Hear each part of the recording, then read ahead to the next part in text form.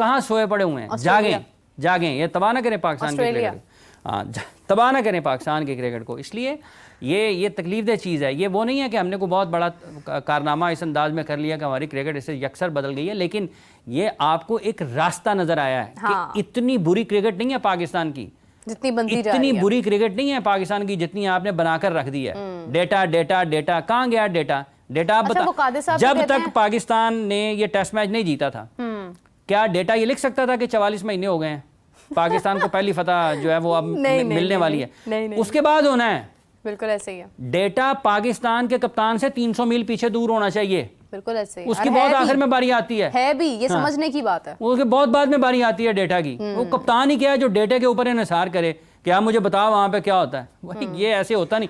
इम्तिहान में अगर कोई बच्चा पेपर देने के लिए जाता है ना, अगर उसकी अपनी तैयारी होगी ना, उसको किसी की जरूरत पेश नहीं आती। डेटा बदल सकता है वो, सब कुछ बदल देगा, वो खुद बदलता है। बिल्कुल ऐसे ही खुद बदलता है। ये जो बड़े बड़े लिखारी होते हैं ना, ये डेटे की बेस पे नहीं चलते, इधर से चलते हैं, यहां से आती हैं चीजें, प्लान करते हैं। कौन सा डेटा था आकिब जावेद साहब के पास आते कि उन्होंने फैसला लिया नहीं? उनमें एक तो आकिब जावेद साहब को, उनको इस तरह के फैसलों, वो उनकी एक फितरत में शामिल है, उनकी शख्सियत का हिस्सा है।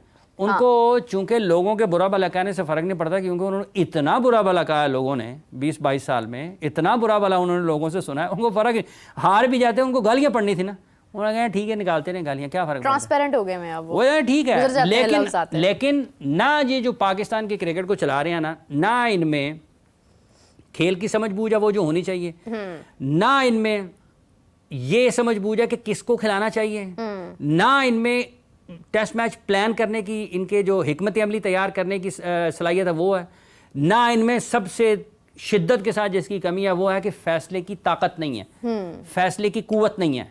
तो जब आपके पास फैसले की ताकत और कुव्वत नहीं होगी ना, आप आगे पीछे सैलाब आ रहा है ना, ठीक है, या आंधी आ रही है, तो आपने फौरी तौर पर फैसला करना होता है कि मैंने करना क्या है। आप वहाँ पर सोचते रहेंगे नहीं नहीं नहीं नहीं सैलाब आएगा, हो सकता है वो वहीं पर रुक जाए, पानी वहाँ पे रुक जाए आगे ना, हाँ तो उतनी देर में उसने आपका बंदोबस्त कर देना। तो ये तबाही वही हुई है ना। ये हाँ भाई क्या करें, डेटा वाले से पूछे वो क्या करें। ओ भाईजान आपने डेटा को बताना है, डेटा वाले ने हमेशा उलट बताया, और डेटे को आपने बताना है। अब भाईजान इसकी तरह स्टैट निकाल के लाए, मैंने इसको देखना है ये क्या करता है। ये डेटे ने आगे, ये डेटा आगे कहते हैं जी शादाब खान को नंबर 4 पर खिलाएं, उसका नंबर 4 पर इम्पैक्ट आता है।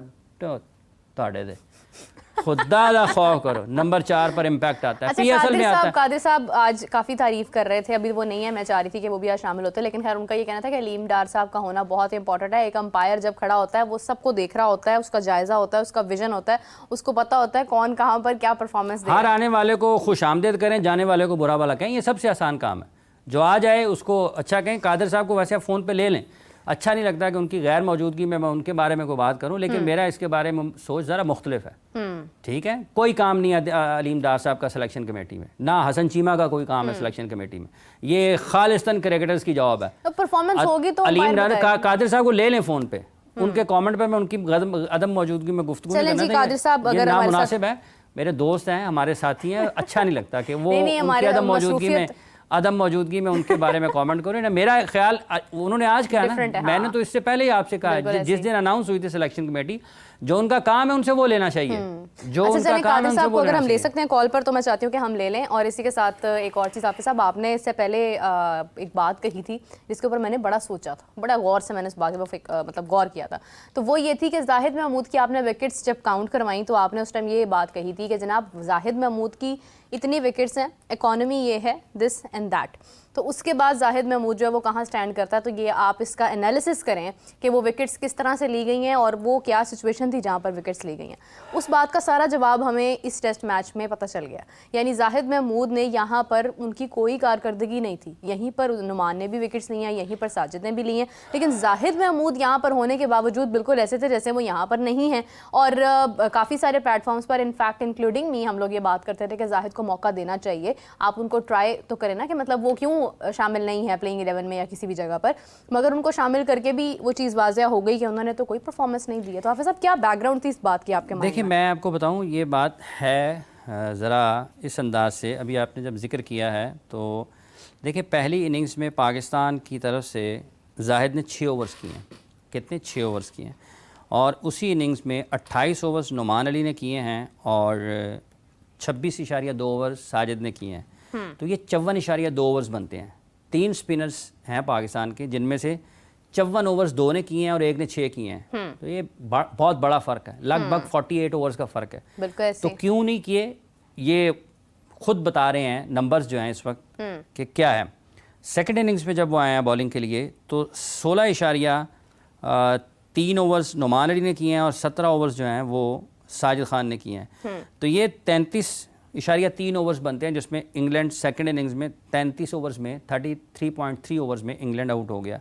ठीक है, कभी कभार पाकिस्तान 33 ओवर्स में आउट होता था। तो 33 ओवर्स में एक भी बॉल जो है वो किसी और बॉलर का नहीं है।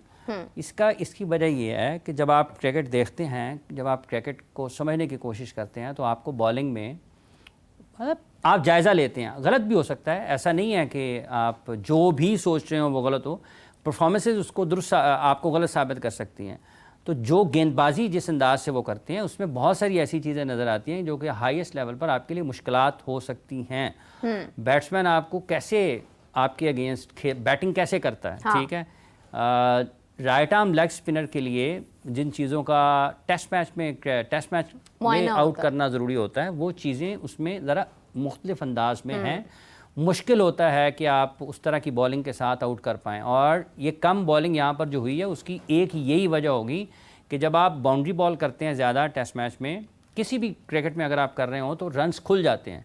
तो जो प्रेशर बरकरार था साजिद खान और नुमान की कंट्रोल एक्यूरेट बॉलिंग की वजह से, अगर वो आप किसी तीसरे को बीच में शामिल करते हैं, रन्स खुल जाते हैं। एक मरतबा खुल जाएं और इन रन्स में जो यहाँ पर हुए हैं, एक आध पार्टनरशिप मैच से आपको दूर लेकर जा सकती है। तो ये अच्छी हिकमत अमली थी पाकिस्तान की इस टेस्ट मैच में कि उन्होंने उन गेंदबाजों को मौका दिया कि जिनका कंट्रोल ज़्यादा था। दोनों फिंगर थे, फिंगर स्पिनर्स थे, नुमान भी साजिद भी। तो फिंगर स्पिनर जो हैं उनका कंट्रोल बेहतर होता है रिस्ट स्पिनर्स की निस्बत।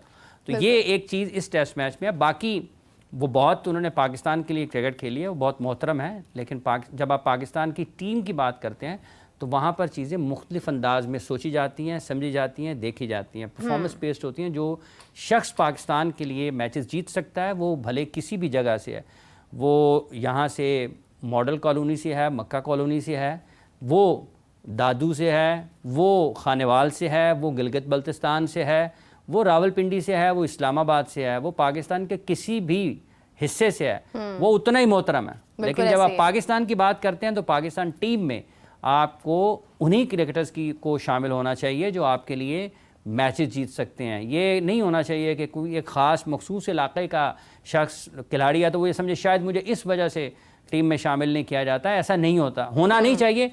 पाकिस्तान में ये चीज़ें एग्जिस्ट करती हैं। इस जगह के ऊपर इस बुनियाद पर लोग गुफ्तगू करते हैं, इस बुनियाद पर लोग फैसलों की भी कोशिश करते हैं, करते भी हैं, लेकिन ऐसे होना नहीं चाहिए। मेरिट परफॉर्मेंस जो है वो सबसे पहला पैमाना पाकिस्तान की क्रिकेट में टीम में सिलेक्शन, कोचेस की सिलेक्शन, ऑफिशियल्स की सिलेक्शन, पाकिस्तान टीम के मैनेजमेंट की सिलेक्शन, ये सब के सब चीज़ें अगर मेरिट पर होंगी तो नक्शा पाकिस्तान के क्रिकेट का बदल सकता है, बेहतर हो सकता है।